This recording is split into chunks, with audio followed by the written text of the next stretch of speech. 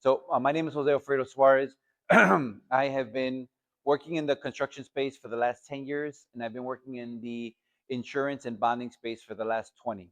Uh, I started. My mom was an underwriter for Kemper Insurance when she first came over to Mexico. I was the first one to go to college, and when I graduated from college, I go, "Hey, mom, now what do I do?" She goes, "Why don't you try insurance?" And I said, "No, I don't want to do that." So I went and I worked as a paralegal for about 5 years. And then I said, I don't like being a paralegal. So I went into insurance. So one way or another, I ended up in this industry. Loved the industry. The IDOTS, DBE, TCTR. I've been coming now for 8 years straight. First, I came as an exhibitor. Then I came a couple years later as a presenter, a speaker. Well, all that to say is I've worked with the subcontractors that have now become primes, and I've seen their journey. I've seen what they've gone through, the struggles, the successes. And today I want to share some of those stories with you. I have three case studies that we'll go over. But before I get into all that, uh, I always have this interesting question. Just a quick raise of hands. Who believes in the American dream? Okay, all right. So everybody. All right. So the American dream. I remember growing up, like that was instilled in us, right? It was the American dream, the American dream, the American dream. Lately I haven't heard too much about it. I think the media stopped promoting it as much, but that's what my parents came from. That's what I came here for. And the American dream is success, right? Achieving some level of success, having the means to provide for yourself, for your family. And I think a lot of entrepreneurs, a lot of businesses, that's their goal is to achieve success. So that's all stemmed in the American dream, and it's identifying your why. Why are you doing things? And once you figure out strongly what your why is, then you'll go into the how, right? So first, I want to scale my company. All right, great. You reach the goal. Now, how do you do it?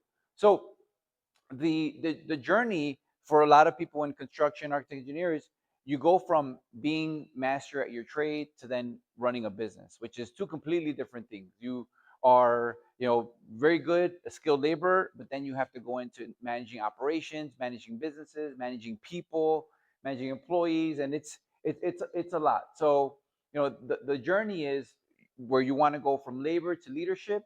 And the American dream is more than just survival. It's about transformation for yourself and improving your community. So the way I look at it, when my parents came here from Mexico, they were in survival mode all the time. They were just trying to figure out how we were going to eat, where we were going to sleep, what was the next day, how we're going to get dental care, medical care, all that. So it was all survival. Fortunate, they were able to put me into college, and I was able to become, get a career, become a professional, and then improve my situation. So now for me, it's more about not surviving, more so of how do I strategize for the future? How do I scale myself? How do I scale my company? So the end goal is to scale from the field to the boardroom, and you want to create a company to pass on to the next generation, right? So you're going to hand it off to your children, your family. That's the goal. The second option would be, and I've seen this a lot in the construction industry, is into convert it into employee stock ownership program, ESOP, where now you vest it to your employees, you give them stock, and they actually own the company, and it drives incredible performance because now you have complete buy-in from management and the employees. And then the third one is this, selling to private equity.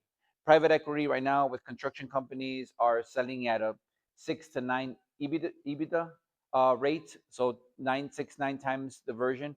I've had business owners have called me, in their early late 40s saying, "Hey, private equity made me an offer. I couldn't refuse, and I'm selling my business. I'm gonna stay on for 2 3 years, but I'm basically retiring early." So in their 40s, 50s, 60s. Another friend of mine had a big engineering firm, 82 engineers, and just sold to private equity about a month ago. So that was their exit strategy, right? So they worked really hard, they built something, and then they were able to basically figure out what that exit plan is. But whatever that is, right? They went from basically a one person shop to having employees to building something that was worth basically purchasing and then having their exit. So um, This is going to be one of our case studies. Ray Rivera, it's a company called CSI 3000. They do concrete footings, concrete structural work, and then also a tier one utility subcontractor for Comet, Nicor Gas, and People's Gas. He founded CSI 3000. So he goes, I founded CSI 3000 from my basement at a time in my life where my back was against the wall. Now I help build Chicago's infrastructure. So this was a gentleman who basically had gone through the circuits, understood what certifications were, understood what the construction industry were, understood contracts. His father was a concrete laborer, and then he ended up founding this company, and within about 12 years now is about a little around $35 million in revenue. So really fast scale, right? The right contracts will lead, and we'll go through his specific case studies with CSI 3000. So this presentation is going to go through 5 steps that we're going to cover today. Number one is the audit of your business. What depends on you and what we call the survivalist trap. Number two is how to build systems and train replacements, how to think like a CEO. Number three is going to be how to use certifications as leverage to turn your disadvantage into advantages. We're going to go into, just because of IDOT theme and us being here, I'm going to go into a little bit more detail on certifications, what they are, how to use them. And I know there's a lot of changes, right? It's the legal landscape is still shaky, but we're going to go with what we have as current. Create your vision and build your legacy. We're going to go through 3 case studies of the clients that we had discussed, and then how to tell your story, how to inspire and lead for success, to show you how to build your business so that it's not just a name on paper, but it's actually driving emotions and driving inspiration for others to partner with you. So I had mentioned the survivalist trap. So the survivalist trap is basically a business owner that's wearing all the multiple hats. They're wearing the accountant hat. They're wearing the bidding hat. They're wearing the business development hat. They're wearing every single hat that you could think of, and they're the first one in the door, the last one out, and it's just a constant struggle. That's survival mode, right? You're just trying to get to the day, you're trying to get your next check, you're trying to make payroll. So there's no systems. It's just hustle, hustle, hustle. You persevere, you don't give up, and one day it'll all come together, right? Just one day, I'm just waiting for that contract. So the problem with that, with the survivalist trap, is that in these areas every decision has to go through you, and you have to give the final say, and you have to give the final okay, and that's where bottlenecks occur. And when your clients say, well, I reached out to you haven't gotten back to me, I reached out to them, that company doesn't respond, right? You start creating a bottleneck that just continues to pile up, and after a while you lose one contract, you lose another customer is upset. So that's the survivalist trap. So the key question, right, as you're if you want to know if you're in a survivalist trap scenario or not, you just have to ask yourself one question. If you stop working for 30 days and you came back to your business, would it still be running, or would it be out of business? So if you close your doors and said, I'm leaving, I'm gone, I'm going on vacation, you can't call me, you can't text me, I have no reception, will you come back and your clients will still be there, projects completed, or did everything just fall apart? So that is the way that you can ask yourself honestly, am I able to really keep this sustainable, or do I need to create systems so that I can step away and do things that I want to do? So a good friend of mine, Marco Reyes, he's a president and founder of Reyes Group. Reyes Group works in Chicago, O'Hare, Texas. He's around maybe 120 million in annual revenue. He partnered with a couple of bigger contractors, Hewitt being one of them, JV'd in a lot of opportunities, and basically he's the president and founder, but he's not the CEO. So what he did is he hired a CEO. He hired a CEO to run his company. He said, yes, it cost me a lot of money, but now I have the time to travel as I please and focus on strategizing for my business. So he takes about 10% of his earnings and basically just gives it to the CEO. But what does that do? It means, hey, he doesn't have to be there all the time. He doesn't have to make all the decisions. Yes, some things will run through him, but he'd rather be in Cabo golfing and have his 3 country club memberships than focusing on the day to day. right? But he's business developing. He's partnering with his clients. He has time to go see them. He has time to build new relationships. And best believe he's looking ahead. He has time to slow down and say, what's going to happen in the next 3 years? What's going to happen in the next 5 years? What's going to happen in the next 10 years? When you're in the day to day, it's hard to step back and say, let me really look at my business. Let me see where what's going on. And the example would be the DBE landscape. If you understood that the DBE goals were going to start coming down, then what have you done to diversify your business? And what relationships have you built? So that's the survivalist trap. It's when somebody, a business owner, is just so ingrained into their own business that they do not create the systems to be able to get out of that trap. So how do you do that? How do you get out of becoming the day to day, the sole proprietor of your business? It's all about a mindset shift. It's not really anything that you're doing action oriented. It's more of how you're thinking. Your mindset, your thought process has to be from worker to CEO. So you're gonna start to build systems. You're gonna start to build not just jobs, but an actual program. So that might mean creating a employee manual that you go step by step, recording some videos, showing people, other people, how you do your job. You need to become where you can then train other people to do what you need them to do, or hire the best people so that they can essentially scale your business for you. So this is another case study we'll go over. Toro Construction. He goes, when I trained my entire team to estimate, we went from 5 million to 25 million revenue in 3 years. So before he would bid every single project, everything had to go through him. He had to give the green light. He didn't trust anybody with bidding. And he goes, I can't do it all. Right. He was working in the morning. He was working at night. He was working in the middle of the night. So he said, you know what? I have skills. They're transferable to my team. Let's just show everybody else how to bid. I know what to do. Let me keep training them, and then they can eventually take my place. And of course, if it's a massive bid that's going to jeopardize the company, I'm going to have final say over that. But I don't have to be in the day to day every day. Number two, you want to build leaders, not followers. So investing in their professional development. You can't lead from the field forever. Rafael Diaz Group. We're going to go through his case study. So you have employees, you give them a task, they can do the task, right?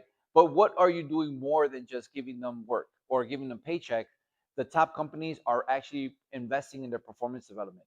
They're paying for leadership sessions. They're paying for uh, in training systems. They're basically investing into the employees so that they can maximize their performance. But they want to build the leader so that the next leader comes from within the organization and can take on more roles and lead other employees. And lastly, you want to build a vision, not just revenue. So, what is the long term vision of your company? It's not just money wise, but you want to replace yourself in daily operations and think long term scalability. So, at Alera Group, where I am, our goal is 1 billion in additional value created, right? So, we have to figure out what does that mean? It means creating value for our clients that lead to $1 billion. It's very, very it's not concrete. There's no steps to it, but it's a vision. It's a vision where you could say, oh well, that's the vision, right? What you're doing is just something building towards the future. It's a long-term goal, and it creates more purpose for a company where it's not just if your company said, well, we got to reach $20 million this year, everybody's just like, well, we're just making money for the owner. Well, what's in it for us? But if you create a vision and saying every customer has to leave satisfied. Every single customer, every client that we touch has to give us positive review. Then all of a sudden, the money will just start flowing. Positive reviews, more work, everything that you got there. So I'm gonna see if this video works. This is Rafael Diaz. Um, him and his brother started Diaz Group. Their father came from Mexico. The first thing they did was landscaping. They at 13, 14-year old, he was mowing 100 lawns a day, all of the Chicago area. And then he went to college. I think he got his arboricultural degree. And when he came back, it was Dad, I think I think we go bigger with this thing. I think we go commercial. I think we can work with private companies. I think we should work with property managers. I think we should work for the school system. I think so. The dad goes, "That's great, son. Why don't you go do that?" Right? So he gave his son the green light and his brother. They went off and they started Diaz Group. But what they read into was that, again, they were wearing all the hats. So he goes, I need to build systems. I need to build systems so that I can just step away and continue on business development, getting new contracts. And one thing, I don't know, he'll share this here, but right now, they do a lot of snow removal in Chicago.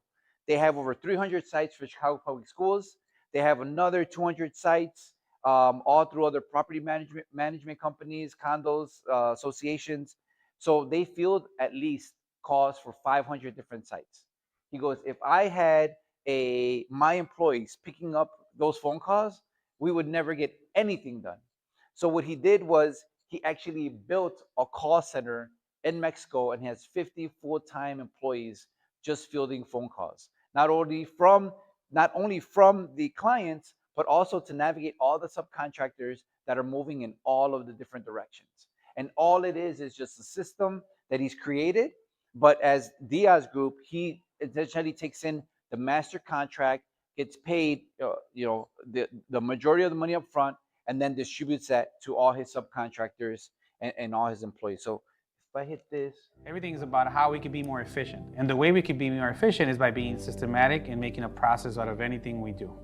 So it could be anything from how a foreman does his work, from a way how we park our trucks, from a way how we plow snow, a way how we schedule our work, anything. The way software we use, how process-based is it going to be. So everything we do is based on a system. So that's why we use that value. For example, this large contract, it's a perfect example of being systematic, the way that we routed it to be able to service 500 properties in a day. Everything's set up perfectly in the same manner throughout the cruise to be as efficient as possible to get them serviced. What sets us apart from the competition is having the right equipment, having the right people, the right routes. The experience also is tremendous. They've gone through so many mistakes already of trying new things that we really have it down pack on what we're doing, how we're routing it, what machines are going where, logistically, what makes sense. One of the primaries are safety. I'm so into safety because when the company that I was working with, I was one of the safety in a part of the safety team. So when I moved here, I started like talking with Rafael, like, hey, we should incorporate. We should create a safety committee. We have to start training the guys. That is the way that the company is gonna grow. It's gonna grow healthy. It's gonna grow big. Because if you teach everyone how to be thinking safe after safe is translated to efficiency is translated to quality, and quality is translated to revenue. A big challenge, but something that I absolutely love in the systems and the process part of it, is to identify how everybody learns. I know that everyone learns extremely different. Some are visual, some are more hands-on. So finding how a particular employee or team member works is how I want to create that process. I want to create it on the most difficult and most challenging part of their duty and responsibility so that everything else can become easy, and to create different ways of learning so that when new people come in, we have options for them to be able to take training on and really take in the information the way that they want to take it in. Systems is basically the whole entire picture. Like, what is that the company wants? At the end of the day, we want to be globally resourced. So bringing that system from having people in different countries or different parts of the nation coming together to unite for one goal. So what he mentioned there was the call center operations that they have in Mexico. So they actually employ people from Mexico, come back, circle back, and provide data routes, updates, and field all of their job sites with updates to both the clients and the subcontractors using it. So again, so Diaz Group is a prime example. They started slowly, 1 million in revenue, or take it back, 250,000 in revenue, 500,000 in revenue. As the contracts picked up, $1 million in revenue. Then they went to, every jump, took about 3 to 5 years.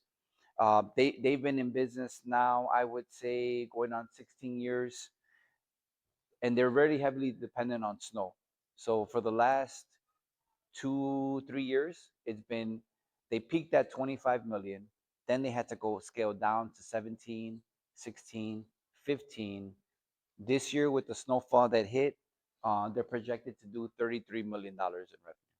So, again, they peaked high, they were doing great, and then they had to scale back their systems, pivot, brace for no not enough snow, and then luckily this year they went really, really. They got fortunate where the snow kind of came back.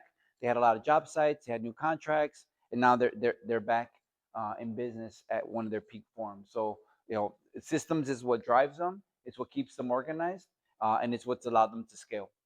So, uh, number one, systems. Number two, survivalist trap. Number three, your DBE certification, right? So, we're going to talk about a little bit about becoming or being DBE certified and what that means. So, your certifications are not charity, they're strategy, right? So, as you become certified, you get certified for a certain reason. It's because you want to win work, you want to be seen as a quality, a subcontractor, a quality company, but you also want to carry that certification so that you can help meet the prime's goals. So number one, the first step is to get certified. You apply through the UCP program. You can apply through IDOT, CTA, Metro Pay, City of Chicago. What's important here is that you understand who do you want to work for, right? I had one client says, I want to work for the airport. I want to work for the airport. That's my dream, to work for the airport. And I said, well, you need to get certified so that you can work for the airport. And they said, well, how do I do that? I'm like, well, you have to work with one of the agencies, and not every single certification is going to equate to every single agency either, right? So if you're certified by CTA, you can't turn around and say, well, I'm certified here, I want to work with the airport. So it depends on where you want to work. So understanding what kind of jobs you want to do, and that's significant to your company. What are you really good at? When you realize what you're really good at, you identify that, then you could say, where do I want to get the majority of my projects? Number two, building the agency relationships. IDOT events are prime for that. The TCTR, right? You get to know who's out there, who's setting the goals, who's giving the contracts, who's making the payments. So you want to visit your IDOT district offices. You want to do the outreach events, and then a lot of supply diversity.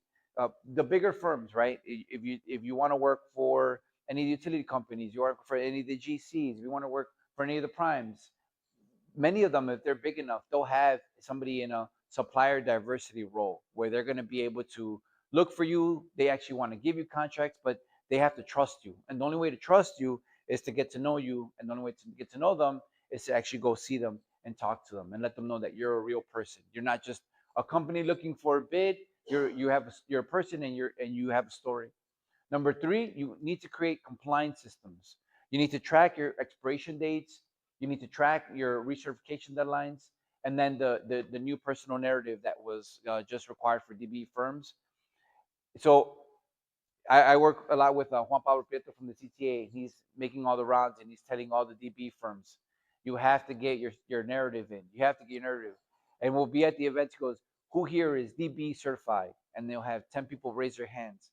He goes, who here has turned in their narrative? And then you'll have two that raise their hand. That means, eight companies have failed to turn in their narrative when it's being highly suggested for a reason, because once the program is activated again and hits the green light, you'd rather be ready to go than having to resubmit your certification all from the start. So the compliance system does that, right? Where it says, are all my certifications in order? Am I compliant with what I need to do to keep that intact? And then number four, the IDOT's mentor protege program. So finding established primes who are willing to invest in your growth. That's one of the key areas where any company that has graduated from the DB program, has graduated from the MBB program, have done it. The majority, you'll find 99% have performed some sort of mentor protege program, which means that you're a smaller sub. The prime then wants to mentor you, brings you on. And what does that do for the prime? It actually lowers their DBE goal by 5% because they're just in that program. So it's highly advantageous. A good friend of mine, Ricky Sosa from a company called Grindweld, was a veteran. He was working for Mead Electric for over 17 years, and he served, came back, he got injured. He started at Mead, master electrical contractor, working in Mead. Mead said, we need to figure out how to meet these veteran goals, and we don't know how to do that. Ricky, you served, you're a veteran. Why don't you think about opening up your own business? This is $1 billion construction company telling somebody, hey, I think it would make sense for you to open up your business here. So Ricky's like, all right, twist my arm, I'll open up the business. He starts in Mead's headquarters, starts working there, year one, a couple contracts, maybe a couple trucks here and there. Year two, hey, we need you on this project, we need that project. Well, I need to get more trucks, I need to hire more people. Don't worry, we'll take care of your payroll, we'll float you, and then once you are paid, then you just pay us back, right? Really, really great terms. So I was working with Ricky. I've been working with Ricky for 3 years. I think 6 million in revenue. Year two, 12 million in revenue. This year he's projected to do $18 million in revenue. And it's just insane how fast these companies can really explode. And this mentor protege program is probably one of the key dynamics. Now, not everybody is a veteran, not everybody works for me, not everybody has the same story, but I use that as an example because if you are able to partner with the firm that really wants to invest in you and your business, they'll figure out a way to make it work. They'll figure out a way to make those payments. There's a grind world everywhere. I've got two more examples of other company clients that I work with where the primes are basically paying them every single week just so that they can continue on. Because the one thing that creates the bottlenecks is the payment, right? If you don't have the money to continue workforce labor, and materials, you're not going to be able to finish the job. So a prime or somebody that understands that and is willing to invest in you is going to lead you to continue to go upwards. So Ray Rivera, our certification got us in the room, but performance kept us there. Again, you have to perform. You have to build the systems. You have to deliver on what you say you're going to do, and you have to create a great reputation. So here's a quick little snapshot of all of the certifying agencies that you have here. Here are all the certifications that are available, and here is where the scope would happen, where they're applicable. And I actually built a website where all these are listed out, and you can apply by just clicking on a single, basically on a single web page. So again, IDOT here, you see the UCP program. You can work with any IDOT agent here. They'll walk you down to the office and say, we'll certify you today. But not only that, they also offer help with your credit, they offer help with marketing, help with anything that you need to get you in the right place, especially maybe even making introductions to those mentor protege programs. So again, if you're in the city, right, you definitely want to work with the city of Chicago. If you're a woman, you want to carry the WBE, right? It just depends on who's going to be certifying you. If you want to go in the private sector, if you want to go in the public sector, this National Minority Supplier Diversity Council, this is a big private sector. So I've got another company that said, hey, I'm not doing any public work. I'm doing nothing but private, and they got certified by the NMSDC, and now they're doing work for Home Depot, Chase, McDonald's, and they're basically just fixing all of their facilities and using their MBE certification so that those corporations can then cross off the list and said we're working with diverse companies. On the USBA side, the veteran and the 8A. This 8A is for federal contracts, right? So who's the biggest procurement of supplies and materials and services in the United States? It's the government, right? So again, which certification, where do you want to work, how do you want to get there? This is a quick cheat sheet to show you who's out there. So again, how to navigate from sub to prime. Number one, get pre-qualified, right? Start working on your application, submit it, make sure you know what your bidding capacity is. Number two, you want to start as a sub. You register as a subcontractor. You built your IDOT track record for safety, compliance, on-time delivery, reputation, right? That's a quality sub. your name starts floating around. Number three, you want to start securing bonding. You work with an insurance provider on bid, performance bond, payments bond, or you can use IDOT support services for bonding assistance. Number four, then you want to start bidding on the lettings. You want to see what's going out there, what's actually what's actually on the procurement board that you can apply for and you can actually use for DBE goals, and you want to put yourself in that position to be that contractor that gets called and wins that bid. And then after you've established reputation, after you establish your bonding, after you know how to navigate the bids and you know how to get work, then it's eventually you want to jump into that prime role where you're saying, I've done so much work for that contractor. I've worked with them so long.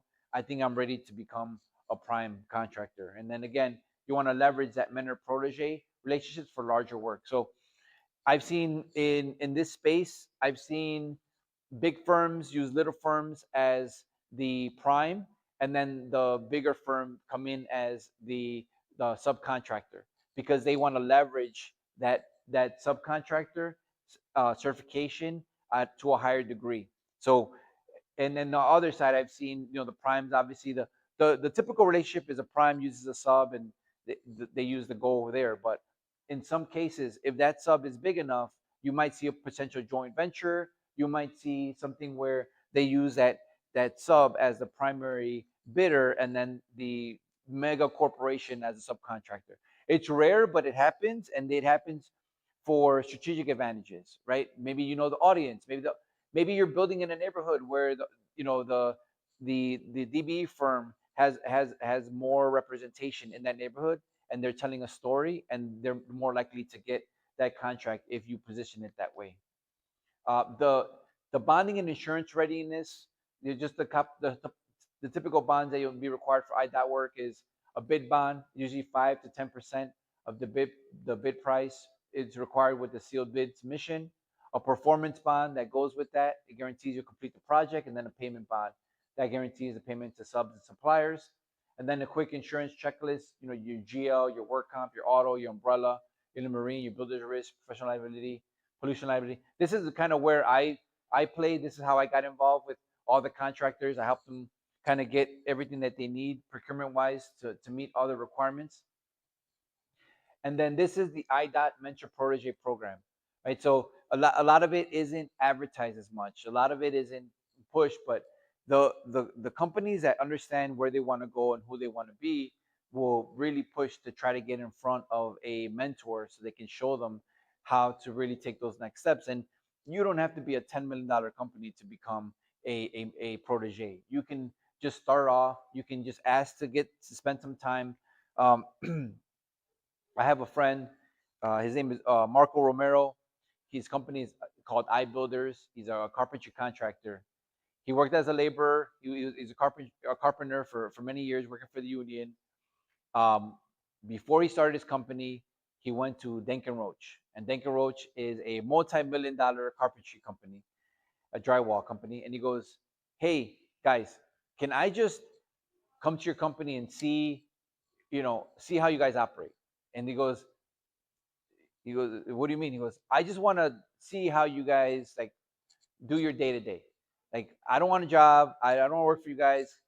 Would you be okay with that?" And they go, "Sure, but we're not going to pay you, right?" And he goes, "No, no, I don't want to get paid. I just want to see how you operate. I want to live a day in the life of what you guys do." And they said, "Sure," because he had done some jobs at Denken Roach. He had got hired by them, right? So he went to Denken Roach's office. He saw how the office operated. He saw the bidding, the estimating department. He saw the war room screen, the bid screen. He saw everything. He asked question after question after question after question. He was there for 2 weeks, leaving that meeting or that experience, that internship. The next day, the next week, he founded iBuilders Corporation, his own company, and he started himself, maybe one estimator. Then, here we are, 14 years later, and he just secured a contract to do Bally's Casino, the entire interior carpentry and drywall of that new casino that's going to be being put up in downtown Chicago. he didn't tell me the contract amount, but I think it's around 12 to 15 million dollars. And that's one contract for one client. But I go and I visit his office, and he ended up buying like this old medical office. And go in there, and he's got an estimating room, he's got a bidding room, he's got a war room. I'm like, hey, I know this, I know this setup, I know what this looks like. So he basically emulated, one of the mentors. He said, I see how you operate. I'm going to build it. I'm going to do my time, and it's not impossible. It's just it takes a lot of will, takes some skill, it takes luck, right? But it's definitely not something that other people have done it. So why can't you? This is a good friend of mine. This is my client Ray Rivera. This is a speech he gave at the Illinois Utility Business Diversity Council. He was selected as um, the Diversity Contractor of the Year. So Illinois Utility Business Diversity Council, it partners with basically all of the major utility companies, and then it promotes diversity within that. So any company that's DBE, MBE, whoever is working in that space, they want to elevate and they want to give opportunities.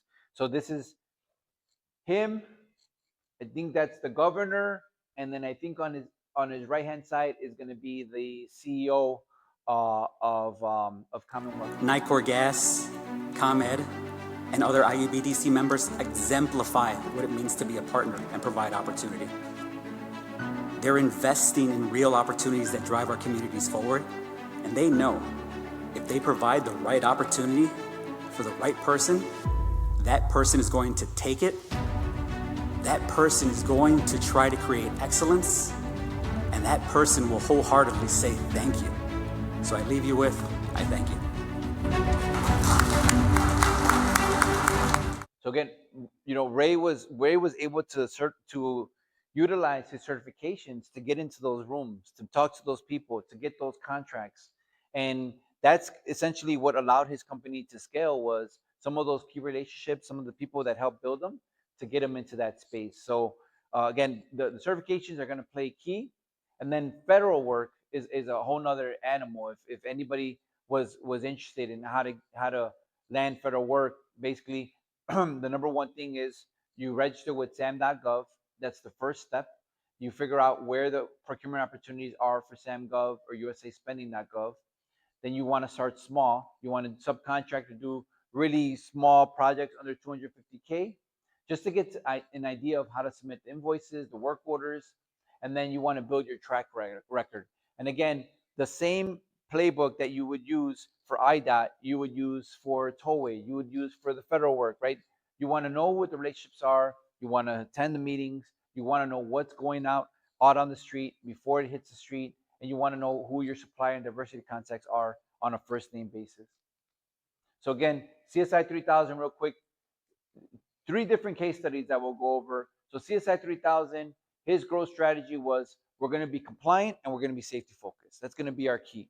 Everything we touch, we're going to make sure all the paperwork's in order, and we're going to make sure our people come home safe.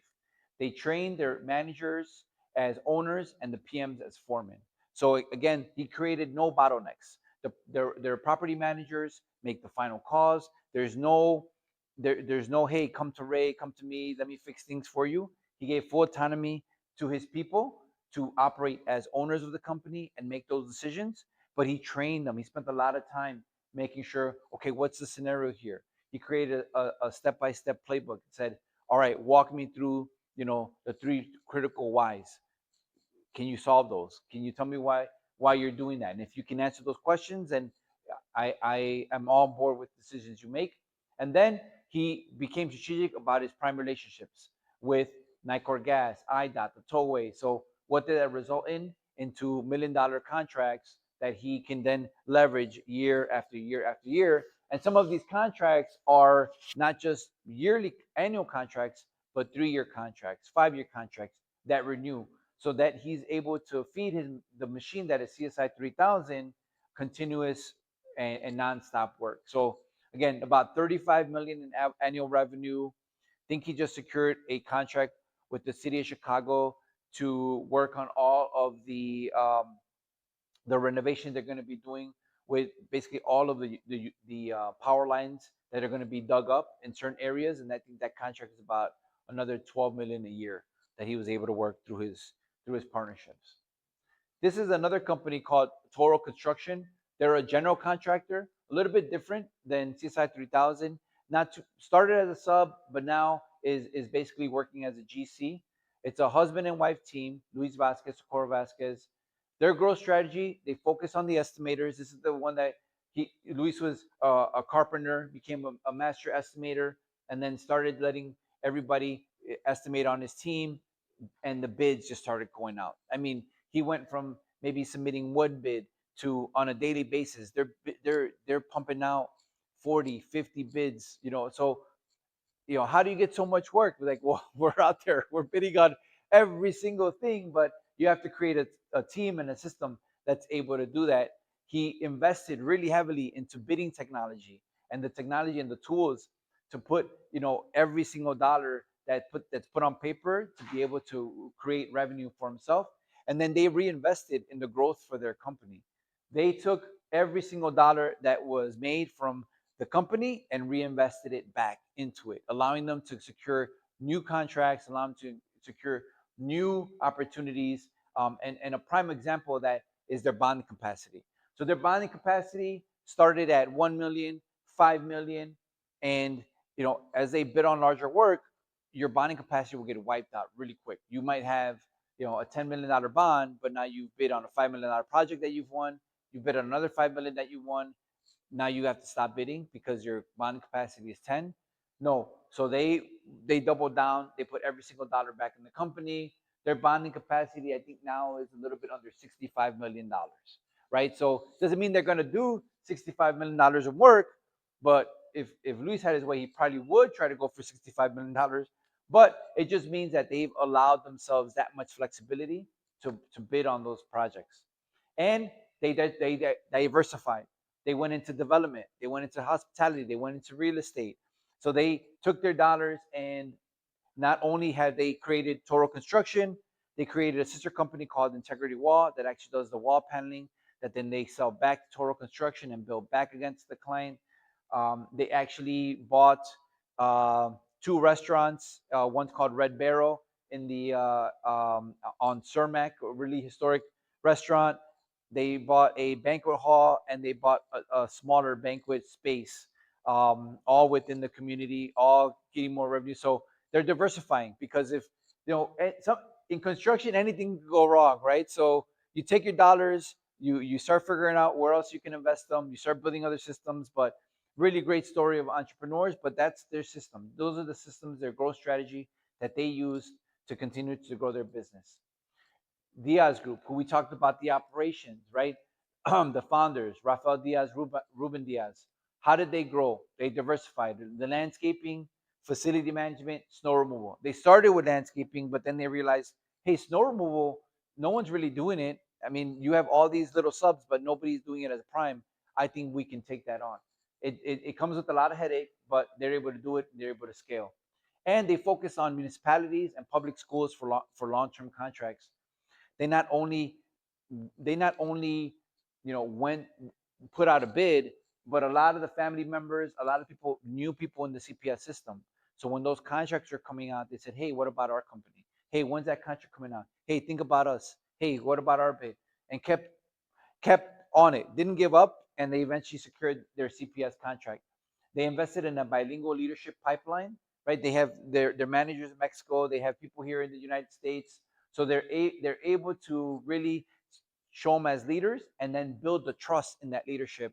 Because once you start growing, it's all about trusting your employees to really come through and do what you specified them to do. And they founded the offshore call center and now it's about 40 plus employees that field all the call. So it result from small family business to $27 million plus dollar enterprise. And if you look at their advertising, they're always promoting their family. They're always promoting the culture. It's not just the logo. It's Diaz Group Grounds Management. We build people and nurture families as we strive to build a better community. Right. So it's a story. It's a vision. It's a feeling. We give our clients peace of mind knowing that their grounds management needs are in competent hands. Right, so they're giving you a couple ideas of what they do: landscape design, outdoor drainage, erosion control. But again, it's that story. It's that, hey, I trust this company. I know that they're good people. I know that they're looking out for one another, and I want to give them an opportunity. So the entrepreneur's legacy, what's your vision? What's the vision for your company? What story are you telling? Everybody that's in construction, architect, engineering space, you're helping to build this country. So it's time to build your legacy. So you want to build generational wealth, not just work. You want to create your company that's going to inspire your employees and others to give you those opportunities. You want to pass on leadership to the next generation, each one teach one, and you want to have a purpose beyond dollars. This woman here, her name is Claudette Soto. She founded a company called Baso Ltd. She was an architect and engineer by trade, one of the few Latina women to do it. She started her company. It was construction management, owner's representative company, one of the few in all of Chicago, and started working on the same projects in the same communities that she was from.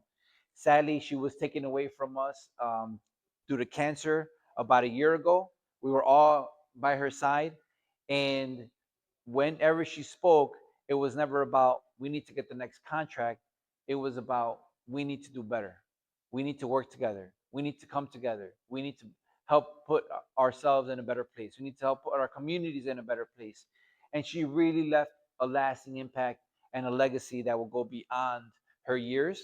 And even to this day, we founded a new organization when she was the president, and we are part of that group. We think about her all the time, but it was somebody that leaves that impression where it's not just about dollars, it's not just about the contracts. She was very successful, but at the end of the day, it was more about putting others first and thinking about others before herself, first and foremost. So we talked about Toro Construction. I want to show this to you. We'll just a couple more slides left. Um, I talked about a banquet hall that Toro Construction purchased. Right. So this is a husband-wife team. The wife, Socorro, was working in corporate for about 15 years. She built up a really nice 401k nest egg. Luis was working as a laborer in the carpenters union and said, hey, we need to start our company. We need to start a company. So Socorro's like, okay, let's do this. I'm going to cash out my 401k, and we're going to use that as our nest egg for our company, but we only get one shot. we're only gonna, we're not gonna have all this money forever. So Luis is like, I got the contacts. I know the people. I know we can do it. Oh, and by the way, Luis is like, it's not gonna be my company. It's gonna be your company.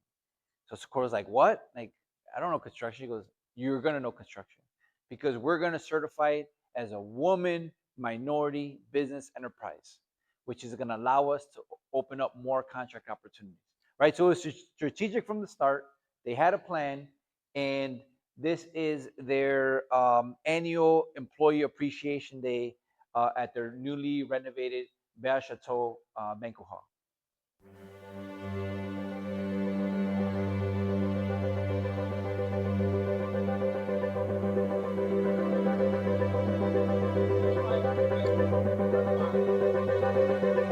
I just wanted to be thankful to everyone in this room.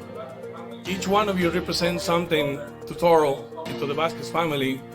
In one way or the other, you guys help us be here. Successfully, we made it. 10 years is only the tip of the iceberg. So I just wanted to take some time to recognize people that they're helping us. So in that room, you'll see a lot of procurement champions. You'll see a lot of city officials. You'll see a lot of people who help give them those contracts. And by giving back to them, they're able to continue that life cycle of projects, but also be grateful to their families, their employees, their communities, their partners, all by giving back. So a really good success story, a really good strategy to follow. I have the two fathers, my biological father and my financial father, but we couldn't be where we're at without your trust.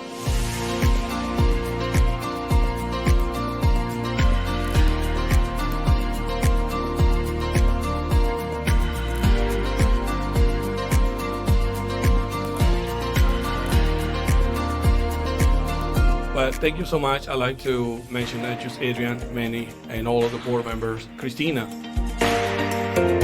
And these are some of the executive directors and CEOs from nonprofits, because they do a lot of multifamily housing for the nonprofits themselves. When they're getting grants from the city to build, they'll call on Turo and say, we need to build a 98 unit apartment building. We've got funded $300 million.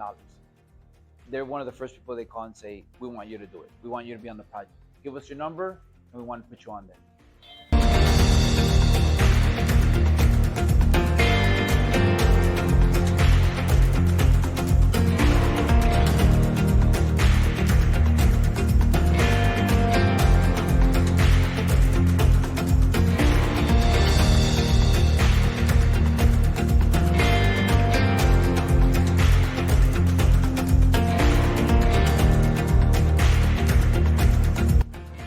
That was Claudette while she was battling cancer. She had her hair covered. She was there.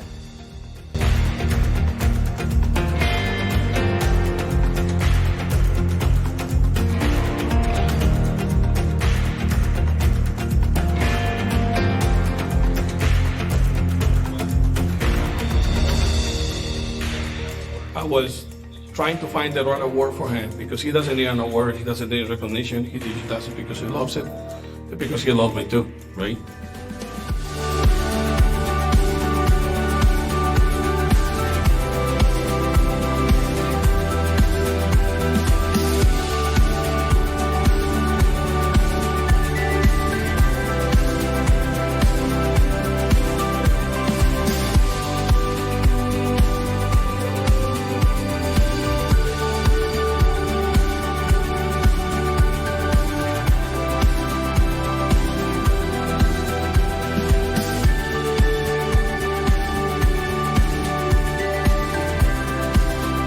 Of course, you always call yourself that you're behind the scenes. You're not behind the scenes. You do a lot of work in front of everybody.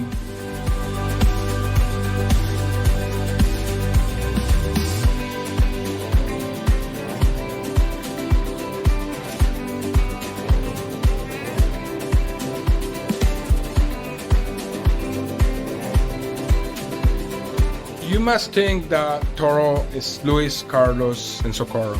But it's so many people walking side by side with us.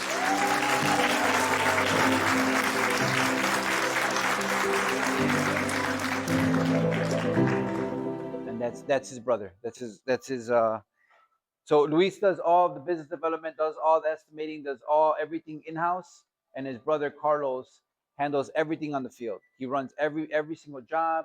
He knows every single foreman. He makes sure that all the employees are doing what they're supposed to do. So it's a two-person group, right? One person inside, one person outside, with full trust on the company to be able to help it scale. And a lot of their employees have been with them for over 10, 15, right? They've built basically a family where not only does it help them as a company, but their employees are bought in to do great work. And that's Socorro. That's the wife. That's the one who took out the 401k fund to start it all. So again, a really great company, really great success story, but one that can be emulated, over and over. One that we've seen, right? There's just many of hundreds of success stories. So again, what did they do? They were able to go from the field to the boardroom. They were able to go from just a survivalist mentality, to a trailblazing one, to being able to create new opportunities. So my call to action to you, as I finish and conclude my presentation, from subcontractor to prime. Number one, audit your business for owner dependency. Take the 30-day test. If you can step away for 30 days and your business is still running, then you're in a good spot. Number two, make sure your DB certification is current. Explore IDOT supported services. Explore other certifications that may be able to help you. And number three, work on connecting with that prime contractor and that mentor protege program. Ask about it. Maybe your company's not there yet, but maybe you want to go out and start having that conversation. So it's imperative that if you want it, you at least have to let people know that you want it, so that when the opportunity does come up, they're going to be thinking about you first and foremost. So that's my presentation for today. I'd like to thank you for sitting through it. I really appreciate it. And any questions, by all means, now be the time. Manny, if they want to say it, then this is my contact information, and then this is the website that I mentioned with all the bids, the certifications, and then also events that are coming up in the construction industry. So again, thank you very much, and I appreciate your time.